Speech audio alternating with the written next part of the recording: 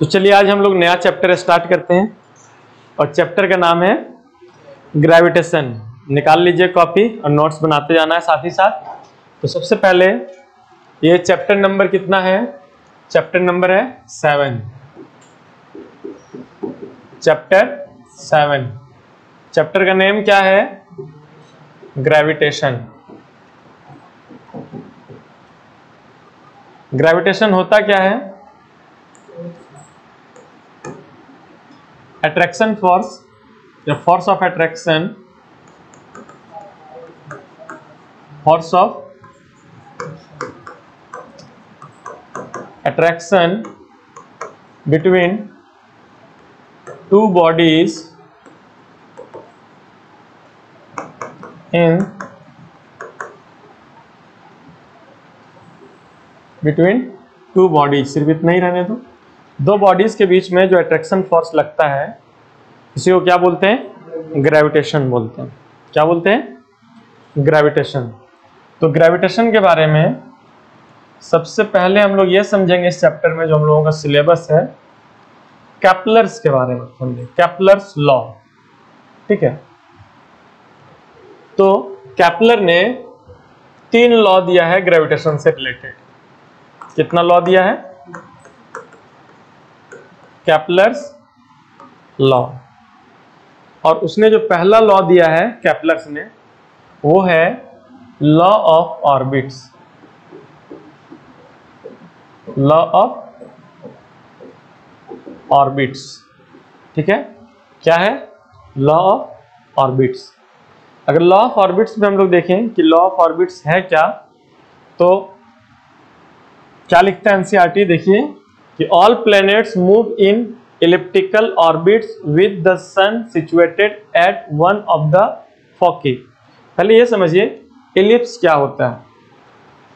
जैसे आप जान रहे होंगे कि एक सर्कल होता है, तो सर्कल का अपना एक सेंटर होता है और यहां से सर्कल पे कहीं भी पॉइंट लो, हर जगह का डिस्टेंस बराबर होता है, जिसको हम लोग रेडियस बोलते हैं। क्या बोलते हैं? लेकिन जो इलिप्स है इसमें 2 सेंटर होता है।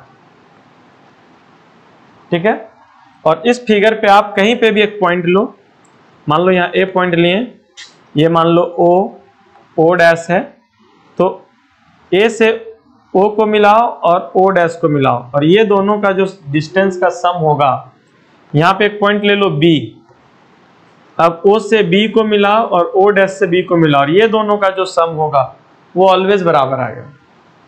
मतलब कहीं पे भी आप पॉइंट लो, इस कर्व पे कहीं पे भी पॉइंट लो और ये दोनों पॉइंट से उसका डिस्टेंस निकालो और उसको ऐड करो, तो ऑलवेज फिक्स आएगा। ऑलवेज क्या होगा?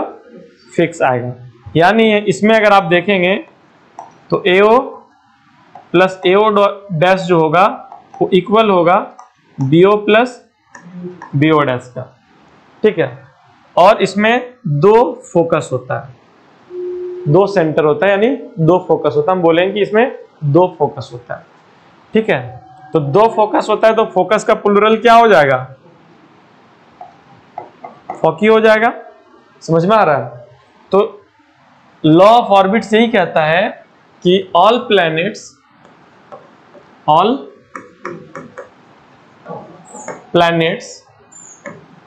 Move in elliptical orbits with the sun situated at one of the foci। यानी ये एक इलिप्टिकल ऑर्बिट है जहां पे इसके एक फोकस पे यहां सन प्रेजेंट है और इस पाथ पर अर्थ घूम रहा है। ठीक है, सर्कुलर पाथ पे अर्थ नहीं रोटेट कर रहा है, ये इलिप्टिकल पाथ पे रोटेट कर रहा है। ये पहला बात बताया, पहला लॉ बताया किसका? केपलर्स का। तो चलिए यहां तक लिख लिए।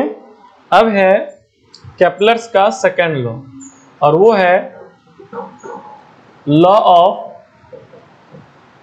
एरियाज, लॉ ऑफ एरियाज पहले कहता क्या है, केपलर्स का जो सेकंड लॉ वो समझ लीजिए।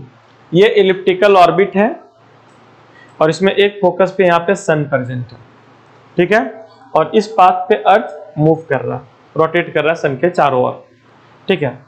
तो मान लो कि अर्थ जो है वो किसी टाइम P पे था और कुछ टाइम के बाद ये P डैश पे चला गया। इसी तरीके से मान लो कि यहाँ पे पहले वो कभी A पे था और अब B पे चला गया। तो सन से जो ये एरिया बन रहा है, ये एरिया, अगर ये एरिया इस एरिया के बराबर है तो प्लेनेट को यानी अर्थ को P से P डैश तक जाने में जितना टाइम लगा होगा उतने ही टाइम में ये A से B पे पहुंचेगा। समझ पा रहे हैं? तो अब बताओ छोटू, यहाँ पे डिस्टेंस है छोटा और यहाँ डिस्टेंस है बड़ा और टाइम बराबर ले रहा है, तो यहाँ पे स्लो चल रहा होगा और यहाँ पे फास्ट चल रहा होगा। यानी जब सन अर्थ के नजदीक पहुंचेगा तो उसका स्पीड बढ़ जाएगा और अर्थ जब सन के नजदीक पहुंचेगा तो उसका स्पीड बढ़ जाएगा और अर्थ सन से दूर जाएगा तो उसका स्पीड कम हो जाएगा। ऐसा क्यों होगा? क्योंकि ये रोटेशनल मोशन कर रहा है। कौन सा मोशन कर रहा है? और इसका एक्सिस ऑफ रोटेशन सन के पास है, यहाँ के इसको एक्सिस मान करके ये घूम रहा है। और जब ये अर्थ दूर जाएगा तो मास क्या होगा? दूर पहुंच जाएगा, दूर जाते जाएगा, जिसके कारण इसका इनर्शिया I इक्वल टू क्या होता है? mr²। तो चलो अर्थ का जो मास है वो चेंज नहीं करेगा, लेकिन जब डिस्टेंस चेंज करेगा, r चेंज करेगा तो इनर्शिया चेंज करेगा। और L इक्वल टू क्या पढ़े हो? I into omega. अगर I बढ़ेगा तो ओमेगा घट जाएगा, मतलब एंगुलर स्पीड घट जाएगा, घूमने का स्पीड कम हो जाएगा। और जब I घटेगा, नजदीक आएगा तो ओमेगा बढ़ जाएगा। इसी कारण से जब अर्थ सन से दूर रहता है तो स्लो घूमता है। समझ पा रहे हैं? और जब अर्थ सन के नजदीक पहुंचता है तो वो तेज हो जाता है। और इसी को लॉ के हिसाब से बताया गया कि इक्वल टाइम में अर्थ जो है इक्वल एरिया स्वीप करेगा। इक्वल एरिया कि ये एरिया जो है वो इस एरिया के बराबर होगा। अगर आप देखिएगा इसका डेफिनेशन तो लिखता है the line that joins any planet to the sun sweeps equal areas in equal intervals of time. आ रहा समझ में? तो जो सेकेंड लॉ है वो हम लोग क्या लिखेंगे? लॉ ऑफ एरियाज में क्या लिखेंगे? लिखेंगे the line that joins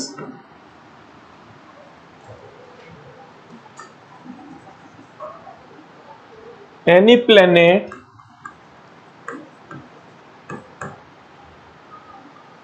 to the sun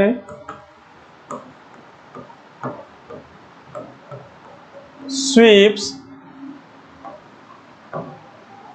equal areas in equal intervals of time।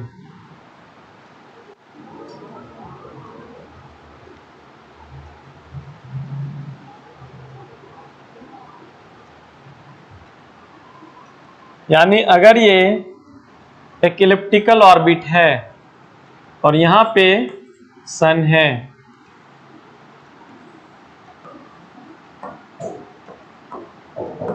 मान लेते हैं सन का लोकेशन O और इधर मान लेते हैं ये पॉइंट को, मान लेते हैं कि जब ये अर्थ यहाँ पे इस पोजीशन को C और यहाँ पे इस पोजीशन को D, तो जो एरिया A से B तक जाते टाइम जो स्वीप होगा वही एरिया C से D तक अगर आते टाइम स्वीप होगा। अगर इक्वल एरिया होगा तो टाइम इंटरवल भी सेम होगा। यानी अगर एरिया AOB जो है वो एरिया COD के बराबर है, तो इसका मतलब ये हुआ कि जो time taken in rotating A to B is equal to the time taken in rotating from C to D। यानी A से B तक जाने में जो टाइम लेगा वही टाइम C से D तक पहुंचने में भी अर्थ टाइम लेगा। और इससे मतलब ये पता चल रहा है कि जब अर्थ सन के नजदीक होगा तो उसका स्पीड ज्यादा होगा और जब दूर होगा तो वो स्लो होगा। क्लियर है यहाँ तक? अब जो है हम लोग देखेंगे कि जो केपलर्स का थर्ड लॉ है, केपलर्स का जो थर्ड लॉ है वो है law of periods. Law of periods. जो तीसरा लॉ है वो है लॉ ऑफ पीरियड्स। अब लॉ ऑफ पीरियड्स में क्या कहता है वो समझिएगा अच्छे से। सबसे पहले तो ये देखिए कि जो इलिप्स होता है ना, इलिप्स, उसमें दो एक्सिस होता है। एक होता है मेजर एक्सिस और दूसरा होता है माइनर एक्सिस। समझ पा रहे हैं? और वो भी मेजर एक्सिस में अगर आधा की बात करें, हाफ का, तो ये सेमी मेजर एक्सिस कहलाता है। क्लियर है यहां तक? अब देखिए, मान लीजिए यहां पे अगर सन है तो अर्थ एक बार सबसे नजदीक इस पोजीशन पे रहेगा और एक बार इस पोजीशन पे सबसे दूर में रहेगा। कोई दिक्कत क्या? तो अगर हम इसका डिस्टेंस निकालेंगे, दोनों को जोड़ेंगे, तो इसका मेजर एक्सिस के बराबर ना आ जाएगा डिस्टेंस। एक बार एस से ई तक का, एक बार एस से यहां तक का। मान लो इसको ए मान लें, इसको ओ मान लें, तो जो इसका जो टोटल डिस्टेंस देखेंगे तो अर्थ का अगर हम लोग एवरेज डिस्टेंस सन से निकालते हैं, एवरेज, तो एवरेज में हो जाएगा AO प्लस BO बाय 2। और AO अगर हम लोग AO प्लस BO करते हैं तो AB के बराबर मिल जाएगा बाय 2। और ये पूरा जो AB जो है वो मेजर एक्सिस है, उसका अगर हाफ करेंगे तो क्या निकल जाएगा? Semi major axis. Semi major axis कहलाएगा। समझ पा रहे? ओके। तो ये लॉ बेसिकली कहता है कि कोई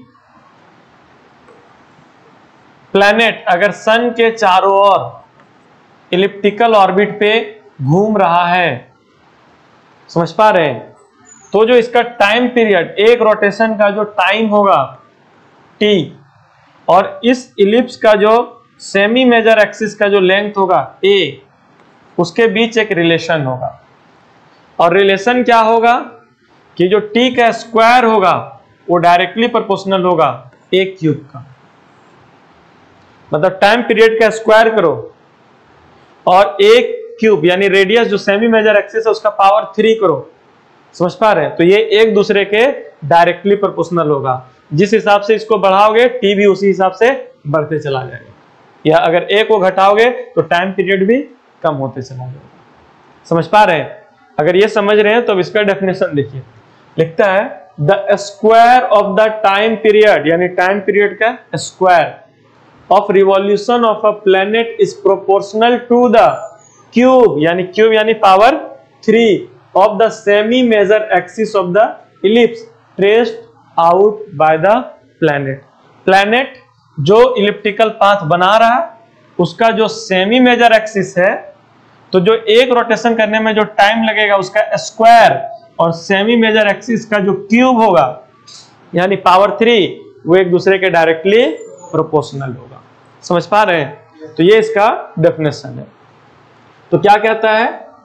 कहता है द स्क्वायर, लिखिएगा, the square of the time period of revolution of a planet is proportional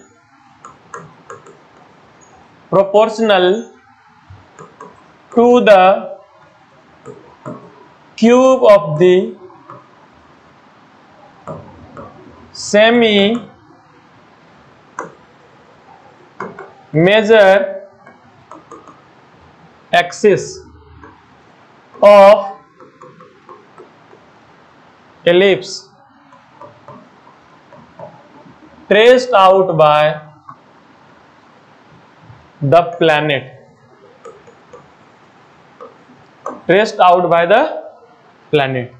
यानी कि टी स्क्वायर जो होगा वो that is T square directly proportional to a cube.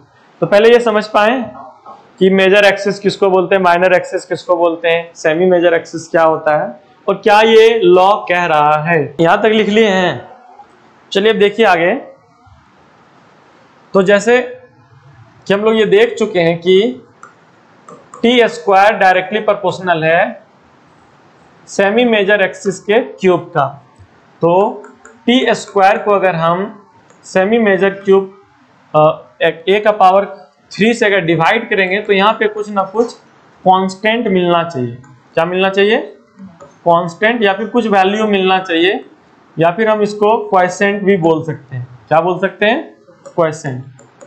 ये जो क्वोशिएंट मिलेगा ना वो 10 to the power -34 year square पर मीटर स्क्वायर के ऑर्डर में मिलेगा, पर क्यूब के ऑर्डर में मिलेगा। ठीक है, जैसा कि एक एग्जांपल लेते हैं, एक एग्जांपल से समझते हैं। जो मरकरी है, जो यहां डाटा दिया हुआ एनसीईआरटी में कि जो मरकरी है इसका मास जो है, मास नहीं सॉरी, जो इसका सेमी मेजर एक्सिस है वो 5.79 इंटू 10 का पावर 10 मीटर। यहाँ पे लिखा है कि ए का जो वैल्यू सेमी मेजर एक्सिस लेंगे वो 10 टू द पावर 10 मीटर के यूनिट में है, और जो इसका टाइम पीरियड है वो है 0.24, और ये जो टाइम पीरियड लिया गया रिवॉल्यूशन ऑफ प्लेनेट का वो ईयर में लिया गया है। किसमें लिया गया? ईयर में, ईयर्स में। समझ पा रहे हैं यहाँ तक? तो अगर हम Q का वैल्यू निकालेंगे तो Q इक्वल टू हो जाएगा टी स्क्वायर अपॉन ए क्यूब, और टी स्क्वायर कितना होगा बताइए? 5 टी स्क्वायर, जो टी स्क्वायर होगा 0.24 का होल स्क्वायर, और ए का वैल्यू कितना है? 5.79 इंटू 10 का पावर 10 का अगर हम लोग होल क्यूब करेंगे तो इसको सॉल्व करने के बाद जो वैल्यू आएगा वो 2.95 into 10 to the power -34 year square पर मीटर क्यूब आ जाएगा। ठीक है, और ये जो क्यू का वैल्यू है T square by A cube का, वो लगभग सबका लगभग 3 के रेंज में ही आएगा। अलग अलग प्लैनेट का यहाँ पे दिया हुआ है। ठीक है ना, वो 3 इंटू 10 टू द पावर -34 के रेंज में आएगा। यानी यहाँ से एक चीज पता चल रहा है कि लगभग जो भी प्लैनेट है, समझ पा रहे हैं, उसमें जो T square by A cube करेंगे अगर, तो वो एक फिक्स वैल्यू, एक कांस्टेंट के ही लगभग आ रहा है, जो 3 इंटू 10 टू द पावर -34 के आसपास आ रहा है। ठीक है, तो इसको लिख लीजिए। और चलिए अब हम लोग देखेंगे यूनिवर्सल लॉ ऑफ ग्रेविटेशन।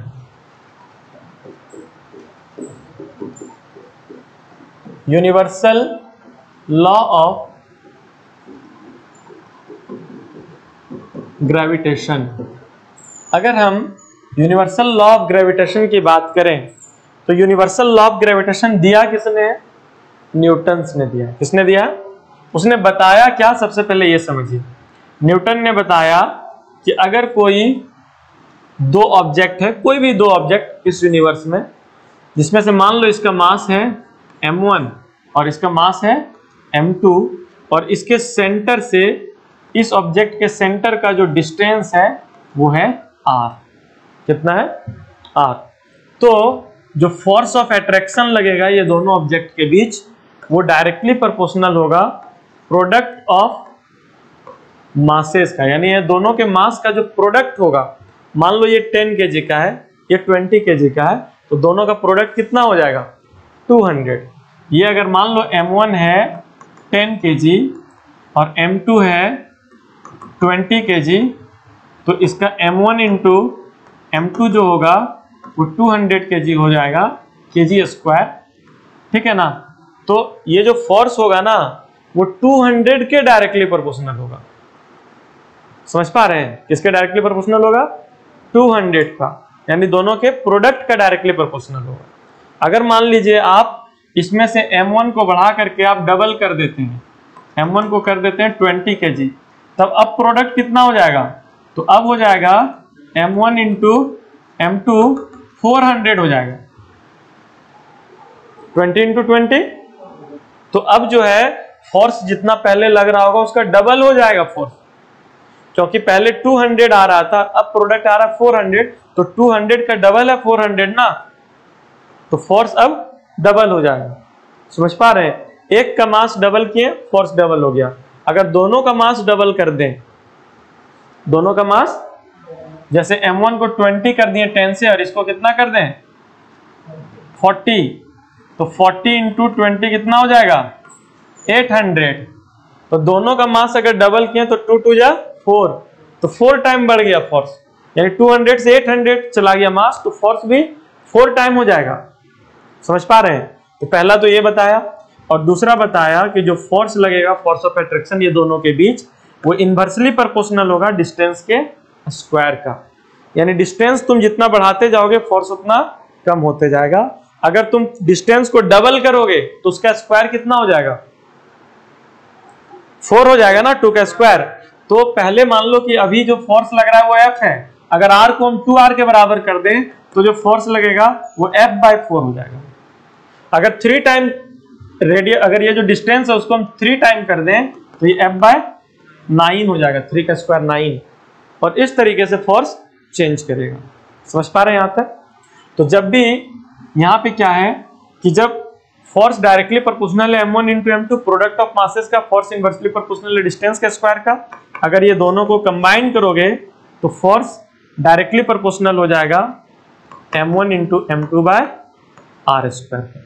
और जब यहां से हम लोग प्रोपोर्शनल को हटाएंगे तो एक कांस्टेंट आएगा G, कैपिटल G, जो M1 into M2 F, capital F equal to M1 into M2 by R square के बराबर मिलेगा। यहां पे जो कैपिटल G है वो कहलाएगा universal gravitational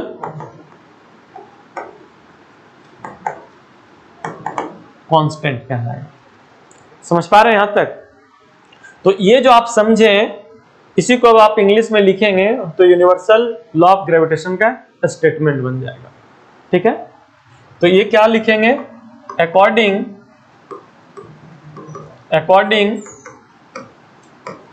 to Newton the force of attraction between two bodies is directly proportional to the product of their masses and inversely proportional to the square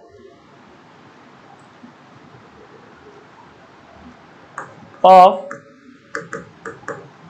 distance between them।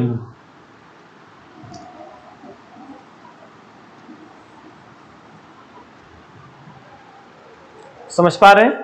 तो ये इसका statement बन जाएगा कि Newton के according जो force of attraction लगेगा दो बॉडीज के बीच, वो डायरेक्टली प्रोपोर्शनल होगा प्रोडक्ट ऑफ देयर मासेस का, और इनवर्सली प्रोपोर्शनल होगा square of distance between them, दोनों के बीच के जो डिस्टेंस है उसके स्क्वायर का इनवर्सली प्रोपोर्शनल होगा। ठीक है, नोट कीजिए जल्दी। तो लिख लिए यहां तक। अब है कि ये कैपिटल जी का वैल्यू क्या होगा, ये कैपिटल जी का वैल्यू क्या होगा। तो ये जो कैपिटल जी जो है, जिसको हम लोग यूनिवर्सल ग्रेविटेशनल कांस्टेंट बोलते हैं, यूनिवर्सल ग्रेविटेशनल कांस्टेंट जो कैपिटल जी है, इसका वैल्यू की अगर बात करें तो इसका वैल्यू क्या है कि अगर दो ऑब्जेक्ट जिसका मास 1 kg है, यूनिट मास है, यानी 1 kg है, और ये दोनों के सेंटर के बीच का डिस्टेंस भी 1 मीटर है, तो इसके बीच जो अट्रैक्शन फोर्स लगेगा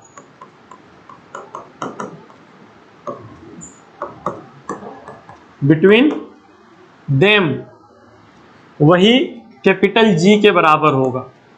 और ये दोनों के बीच अट्रैक्शन फोर्स जो लगता है वो है 6.67 इंटू 10⁻⁻11 न्यूटन।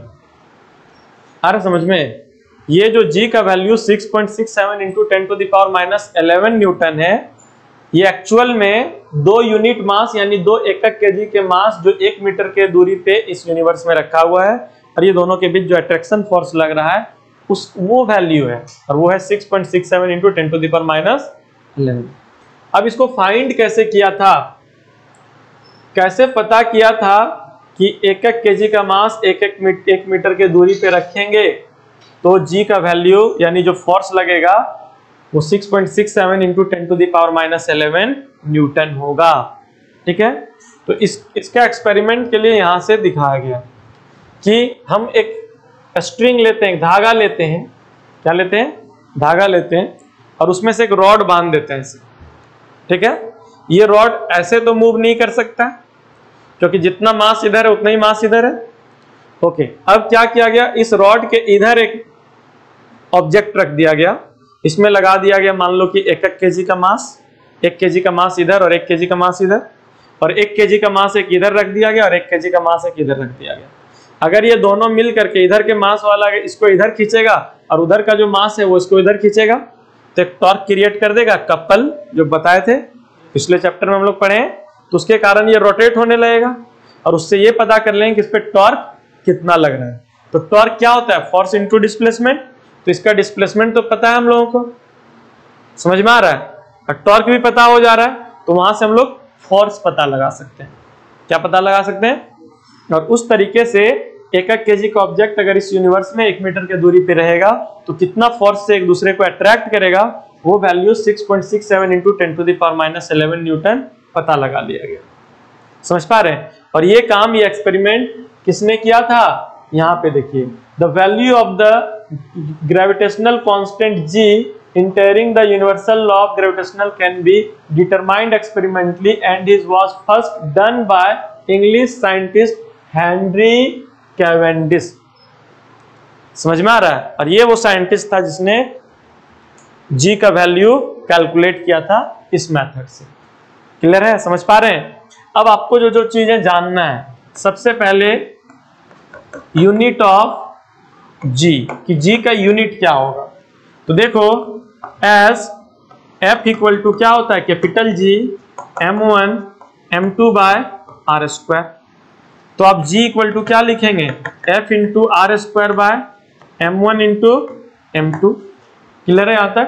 तो फोर्स का यूनिट होगा न्यूटन, डिस्टेंस का मीटर स्क्वायर, और मास का केजी, तो 2 बार मास है तो केजी स्क्वायर, यानी इसका यूनिट हो जाएगा न्यूटन मीटर स्क्वायर पर केजी स्क्वायर। तो जी का यूनिट क्या हो जाएगा, न्यूटन मीटर स्क्वायर पर केजी स्क्वायर। यानी अगर आप जी का वैल्यू लिखेंगे तो जी का value 6.67 into 10⁻11 newton meter square पर केजी स्क्वायर। क्लियर है यहाँ तक? अब आप बोलिएगा कि सर जब ये यूनिट होता है तो आप यहाँ पे ये क्यों लिखे हैं न्यूटन, क्योंकि यहाँ पे हम जी का यूनिट नहीं बता रहे, जी का वैल्यू बता रहे हैं कि जी का वैल्यू किसको माना गया है। जी का वैल्यू 2 एकक केजी के ऑब्जेक्ट यूनिट मास समझ पा रहे हैं, और उसके बीच का डिस्टेंस 1 मीटर, और वो दोनों के बीच लगने वाला फोर्स को जी का वैल्यू माना गया है। तो इसके फोर्स को भी हम दिखा रहे हैं, इसलिए न्यूटन लिखे थे। समझ पा रहे हैं।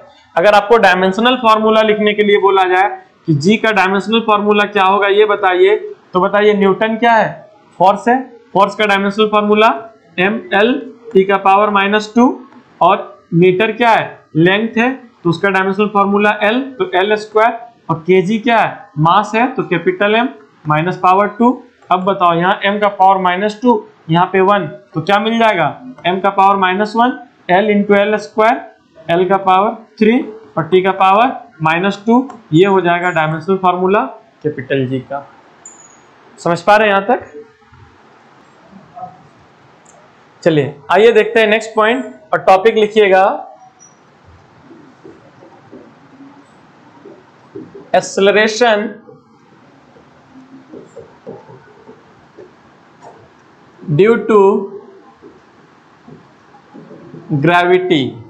जनरली हम लोग एक्सेलरेशन को तो ए से दिखाते हैं, लेकिन अर्थ के कारण जो एक्सेलरेशन है ग्रेविटी के कारण, उसको हम लोग जी से दिखाते हैं। किससे दिखाएंगे, जी से दिखाएंगे। क्लियर है यहां तक? ओके। अब देखिए, मान लीजिए कि ये अर्थ है, क्या है, अर्थ है, और इसका मास है कैपिटल M, और अर्थ का रेडियस होता है कैपिटल R से दिखा रहे हैं, और यहां पे एक ऑब्जेक्ट रखा है जिसका मास है स्मॉल m। ठीक है, तो बताइए कैपिटल M क्या है, मास ऑफ द अर्थ है, मास ऑफ द अर्थ है, तो कैपिटल M इक्वल टू क्या हो जाएगा, मास ऑफ द अर्थ, अर्थ का मास कितना है 6 × 10⁻24 kg, ये है अर्थ का मास। ठीक है, कैपिटल R क्या है, ये रेडियस ऑफ द अर्थ है, और अर्थ का रेडियस कितना है 6400 किलोमीटर। अगर इसको मीटर में बदलोगे तो 6.4 × 10⁻6 मीटर। क्लियर है यहां तक? Now force on mass m due to the